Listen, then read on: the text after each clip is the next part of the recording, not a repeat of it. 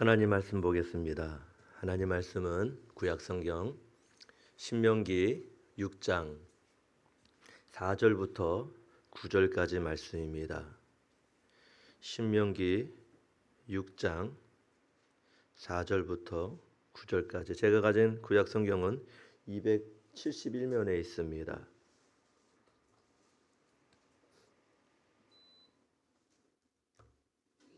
제가 말씀을 봉독해 드립니다. 이스라엘아 들으라.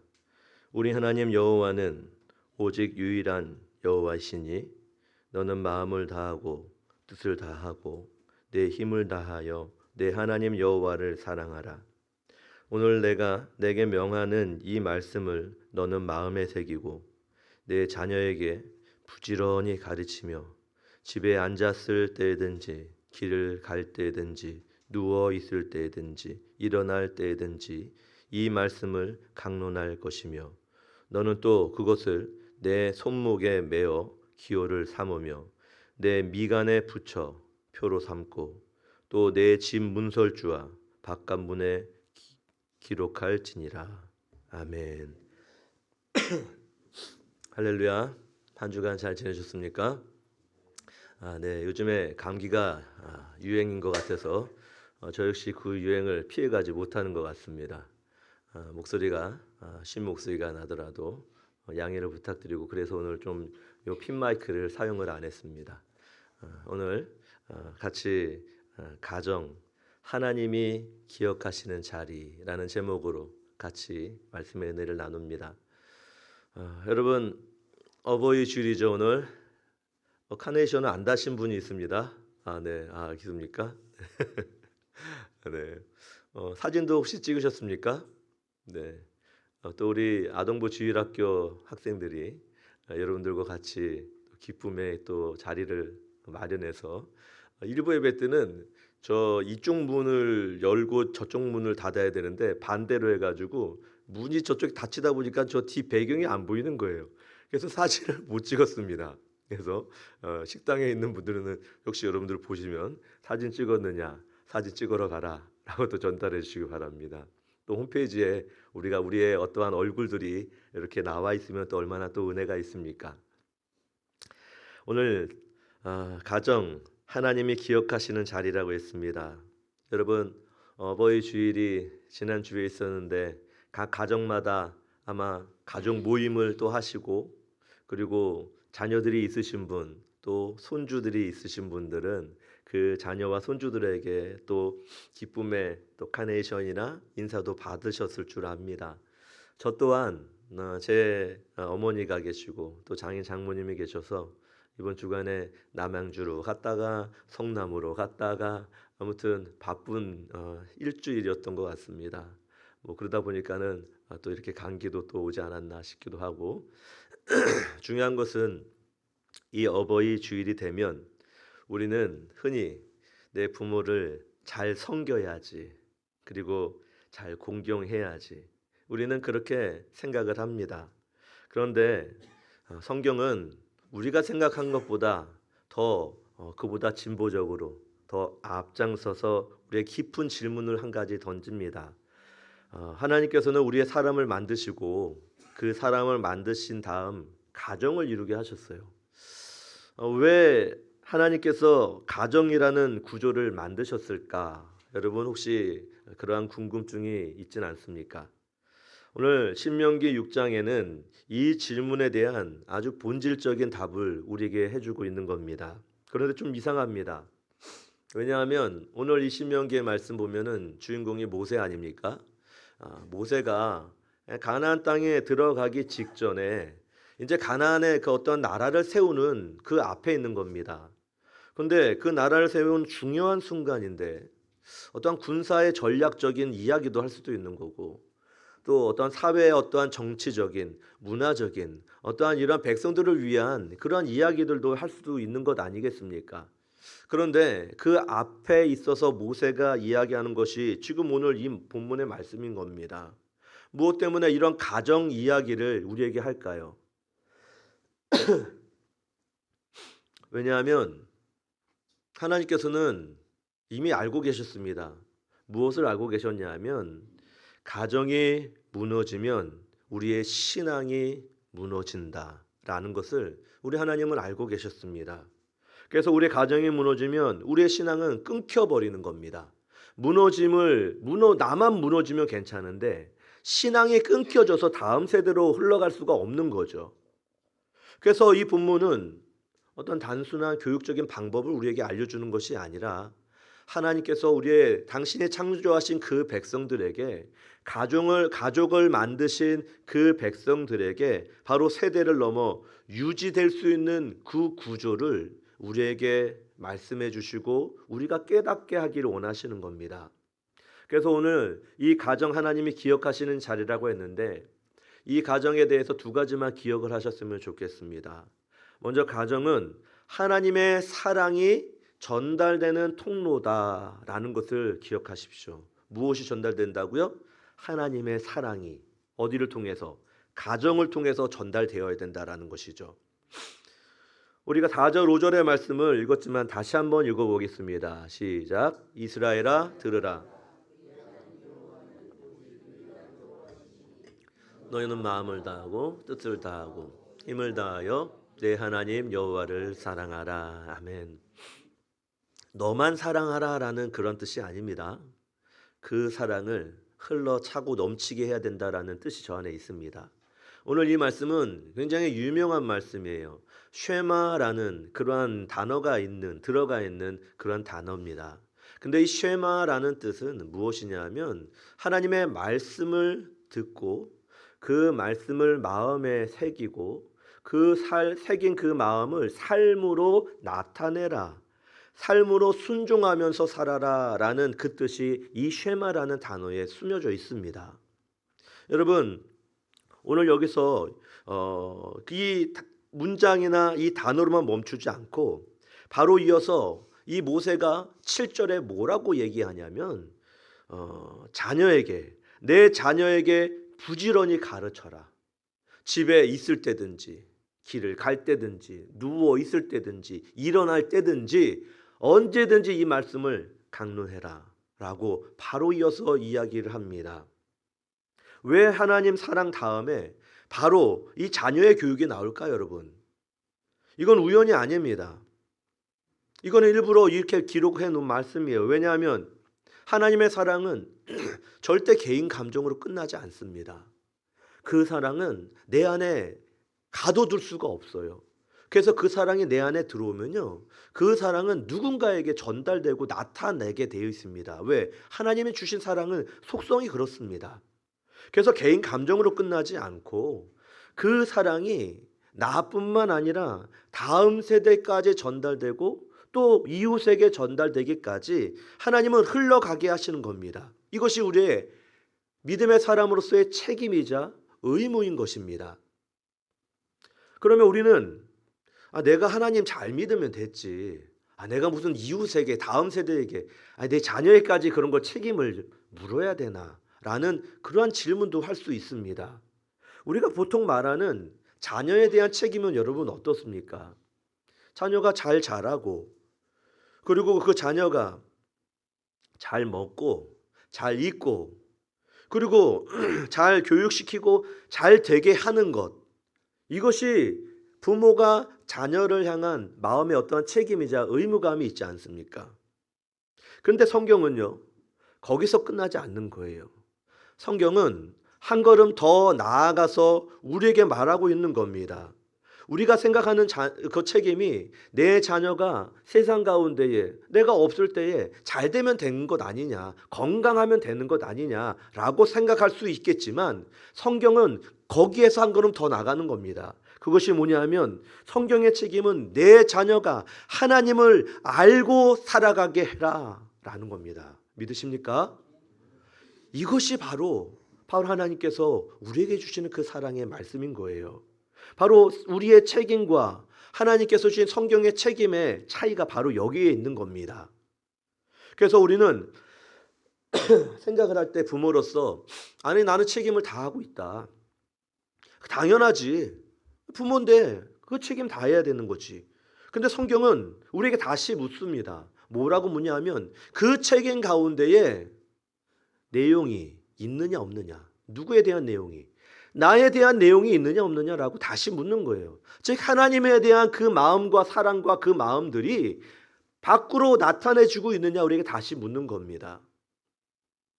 왜 이런 질문이 필요하겠습니까? 여러분, 사실 내가 하나님만 잘 믿으면 됐지, 내가 내 자녀들의 어떠한 그 믿음까지도 내가 책임지고 관여를 해야 되나? 아니, 그것은 내 자녀의 믿음이 아닐까? 라는 그런 생각도 할 수 있는 것 아니겠습니까? 그런데 이것은 우리의 현대적인 사고에서 나온 질문이죠. 책임을 모르는 게 아니에요. 알고 있어요. 그러나 이 책임의 범위를 우리는 세상의 기준으로만 바라보고 있는 겁니다. 이 세상의 기준에서 한 걸음 더 앞장서서 하나님의 기준으로 바라봐야 될 사람들이 바로 우리들인 겁니다. 그래서 우리는 세상의 그 좁혀버린 세상으로 하나님의 사랑이 빠뜨린 그런 모습으로 자녀와 세상을 바라보지 말아야 되는 거죠. 부모가 자녀를 돌보는 건 기본 베이스예요. 그런데 하나님 없이도 내 자녀를 키울 수 있고, 하나님 없이도 내가 살아갈 수 있고, 하나님 없이도 내가 내 사업이나 직장을 내가 어떻게 할 수 있다라는 그런 생각이 우리 가운데 착각적으로 일어나고 있는 삶이 너무나도 많습니다. 그래서 하나님은 한 걸음 더 들어와서 말씀하시죠. 내 자녀를 나 없이 잘 키우는 것, 그거 중요한 거 아니다. 나를 알 수 있도록 키워라 라고 하나님께서는 오늘 본문에게 우리에게 말씀하시는 겁니다. 여러분, 이것은 모세의 말씀이기도 하지만 여호수아의 24장 15절 말씀에도 여호수아의 마음이 그대로 담긴 말씀이 있어요.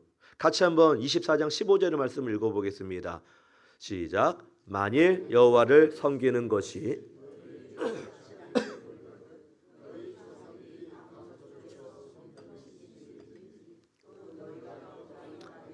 아무리 족속의 신들이든지 너희가 섬길 자를 오늘 택하라. 오직 나와 내 집은 여호와를 섬기겠노라. 아멘. 할렐루야.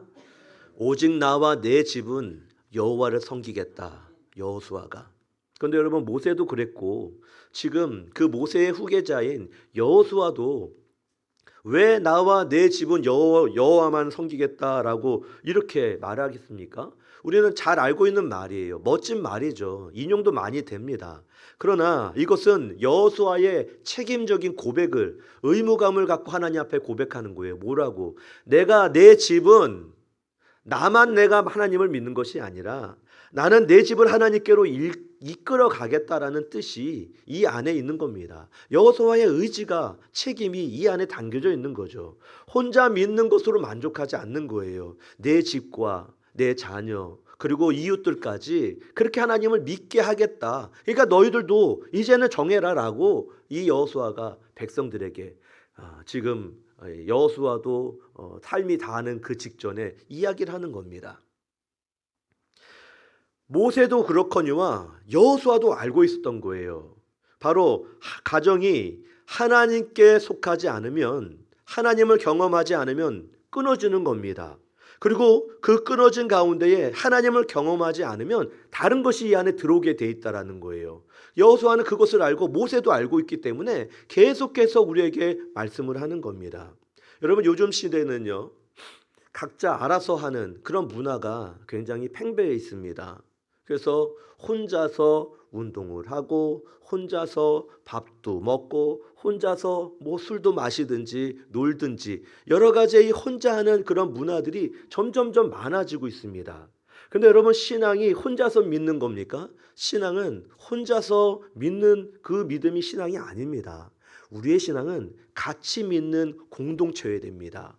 각자의 우리의 몸을 비유해서 우리의 지체가 하나하나 이렇게 건강하게 세워지는 것처럼 우리의 공동체 하나하나가 하나님께서 합쳐져서 그 몸 마디마디마다 이루게 하시는 뜻이 우리 한 사람 한 사람 그렇게 모이게 하는 것입니다. 여러분, 신앙은 개인적인 그런 선택이 아닙니다. 그런데 여러분, 우리가 개인적으로 하는 그 결과의 내용이 무엇인지 한번 생각해 보십시오. 나는 잘 믿어요. 부모님은 잘 믿어요. 그런데 자녀들은 어떻습니까? 잘 믿고 계십니까, 여러분? 자녀들이 신앙에서 떠나 있거나 멀어져 있는 그러한 자녀들은 없습니까? 오히려 그 자녀들이 부모님의 믿음을 따라서 잘 믿고 있는 그런 세대가 오히려 더 적어지는 상황입니다. 왜 그럴까요? 바로 이것은 하나님의 그 사랑을 알게 하는 구조가 끊어졌기 때문에 그렇습니다. 그래서 하나님은 우리에게 말하는 거죠. 7절의 후반절에 그 부모 자녀에게 그렇게 가르치는데 그 자녀가 앉아 있을 때든지 서 있을 때든지 갈 때든지 누울 때든지 무엇을 할 때든지 말씀을 강론해라 라고 하나님께서 말씀하시는 겁니다. 이건 과장된 표현이 아니에요. 이것은 하나님께서 우리에게 그 삶 전체가 하나님의 그 말씀과 사랑으로 전달되어져서 이 가정은 어떠한 선택적인 교육장이 아니라 바로 하나님을 알게 하는 필수적인 환경이 가정이다라는 것을 우리에게 알려주고 있는 말씀인 것입니다. 따라서 여러분, 먼저 하나님의 사랑이 전달되는 통로가 우리의 가정이다라는 것을 꼭 기억하시기 바랍니다. 두 번째로 이 가정은 삶으로 하나님을 보여주는 자리입니다. 삶으로 보여주는 자리가 가정입니다. 8절과 9절 말씀 우리 같이 한번 읽어보겠습니다. 시작. 너는 또 그것을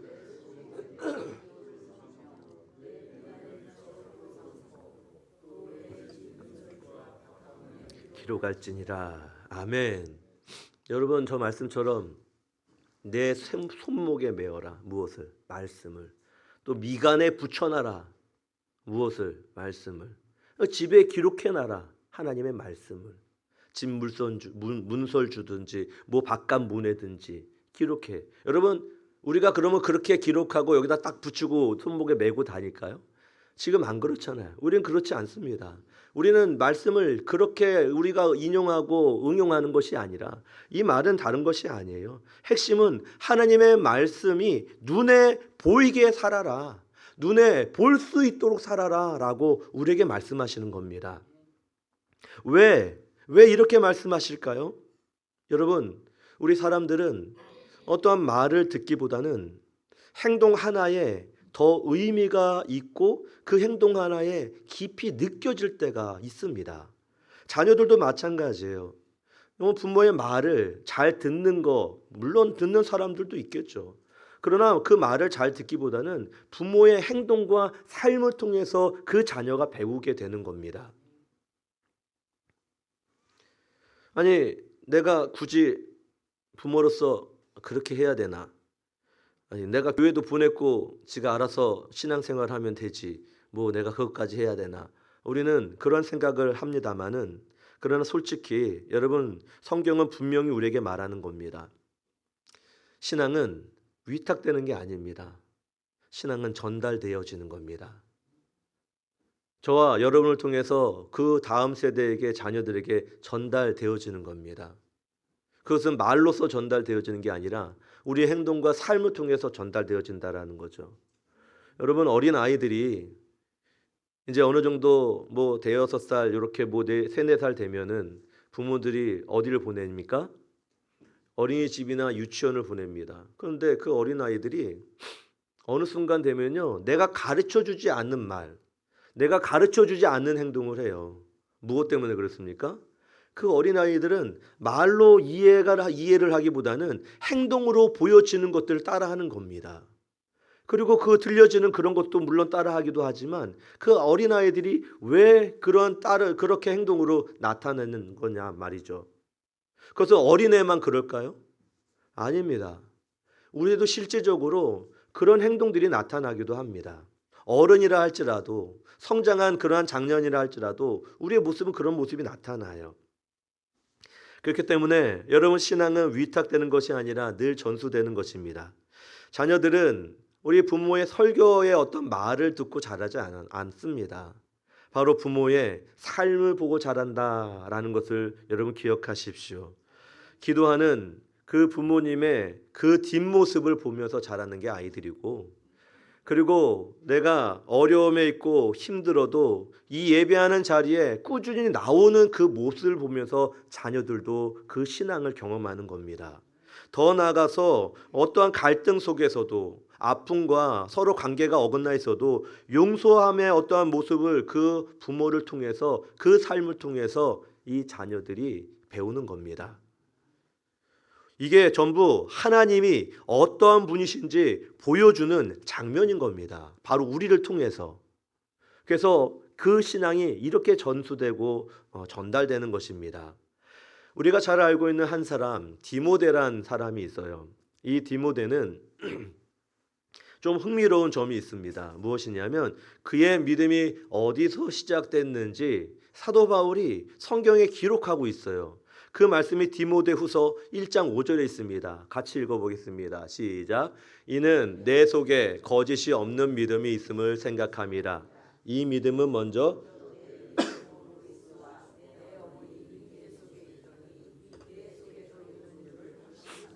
아멘. 여러분, 저 말은 바울이 디모데에게 하는 말이에요. 그런데 이 디모데의 그 믿음이 어디서 나왔냐? 바로 할머니 로이스와 어머니 유니게로부터 나왔다. 그래서 내 속에 그것이 있다라고 바울이 그렇게 얘기하는 겁니다. 바울이 여러분 이 디모데에게 이런 말을 하는 이유가 무엇일까요? 여러분 믿음은 전수되는 것이다라는 것을 우리에게 알려주는 것 아닙니까? 디모데가 갑자기 믿음이 생긴 것이 아니라 바로 가정을 통해서 흘러왔다라는 것을 이 본문을 통해서 우리가 알 수가 있는 것입니다. 우리가 흔히 이야기를 하죠. 자녀를 보면 누구를 알 수 있다고 합니까? 부모를 알 수 있다라고 얘기해요. 왜 그런 말이 나왔겠습니까? 그 자녀는 부모를 보고 배웠기 때문에 그 자녀의 행동이 어긋나면 그 부모의 모습을 분명히 봤다라는 것을 우리는 알 수가 있는 것 아니겠습니까? 그렇기 때문에 우리는 하나님의 자녀입니다. 우리 하나님의 자녀가 세상 가운데에 어긋난 행동, 어긋난 말, 하나님의 좋지 못하는 어떤 모습이 우리 가운데에 있어서 그 누군가들이 그 하나님에 대한 그런 관점과 인식으로 생각한다면 여러분 우리는 잘못하고 있는 겁니다. 우리의 신앙의 모습이 그대로 그렇게 보여지면 안 되는 것이죠. 오늘날 많은 부모가 말합니다. 나는 최선을 다했다. 내 자녀 교회도 보냈고 내가 설교하고 교육하고 설교할 그런 모든 것들이 내가 했다. 근데 성경은 우리에게 더 나아가서 더 보여줘야 된다. 더 살아내야 된다. 라고 얘기하는 겁니다. 우리가 나이가 들었다라고 여러분 부모 저 자녀에게 교육이 멈춰버린 것이 아니라 내 삶이 다하는 그 순간까지 오늘 이 말씀은 계속 전수되어야 되는 겁니다. 계속 전달되고 경험되어져야 되는 것이죠. 그래서 여러분 성경은 이 인간은 늘 눈으로 본 것을 따라 살기 때문에 그렇습니다. 가정은요 하나님이 어떠한 분이다라고 설명하는 것이 가정이 아닙니다. 가정은 그 하나님이 어떠한 분이신지 경험하는 곳이 가정이 되어야 되는 겁니다. 그 가정이 저와 여러분들의 가정이 되길 간절히 소원합니다. 결론적으로 말씀을 드립니다. 가정은 단순한 그런 생활 공동체가 아닙니다. 하나님이 기억하시고 하나님께서 이어가시는 그 언약의 그 자리가 가장 작은 공동체가 가정이라는 공동체입니다. 더 나아가서 교회라는 공동체가 있는 거죠. 부모에게 맡기신 자녀를 맡기신 이유는 분명합니다. 무엇이냐면 가장 가까운 곳에서 볼 수 있고 또 가장 실제적으로 알 수가 있고 그리고 하나님을 알 수 있는 그 방법이 가장 확실하기 때문에 그렇습니다. 그래서 이 명령은 우리에게 부담이 주는 그런 명령이 우리에게 그렇게 여겨져라라고 말씀하시는 게 절대 아닙니다. 오늘 어버이 주일 우리가 해야 할 것은 우리가 결심해서 이 부담감을 내가 다시 가져야지라는 그런 생각보다는 한 가지만 기억하십시오. 내가 하나님의 가정에 중심을 두겠다. 하나님을 내 가정에 늘 중심을 두겠다라는 이 한 가지만 여러분 꼭 기억하셔서 내 자녀, 내 이웃에게 그렇게 보여줄 수 있고 이야기할 수 있길 바랍니다. 그래서 우리는 부모로서의 완벽한 부모가 되기보다는 바로 하나님을 보여주는 부모가 되고 그리고 완벽한 자녀가 되기보다는 내가 하나님을 배울 수 있는 자녀로서의 그런 모습이 우리 가운데 있길 원합니다. 그렇다면 가정은 자연스럽게 하나님께서 원하시는 그 사랑과 하나님께서 원하시는 그 뜻이 흘러가게 되어 있을 겁니다. 바로 그것이 하나님께서 기억하시는 자리가 되는 것이고 바로 그 자리가 하나님이 머무시는 자리가 되는 것입니다. 그런 삶을 사시는 저와 여러분 되시길 주님의 이름으로 축원드립니다. 하나님 감사합니다. 오늘도 우리에게 이 하나님의 가정을 통하여 하나님 말씀하실 때에 이 말씀이 우리의 심령 가운데 뿌리 내리는 말씀이 되게 하여 주옵소서. 하나님의 사랑이 전달되는 통로가 가정이어야 되고 삶으로 보여주는 자리가 가정이어야 됩니다.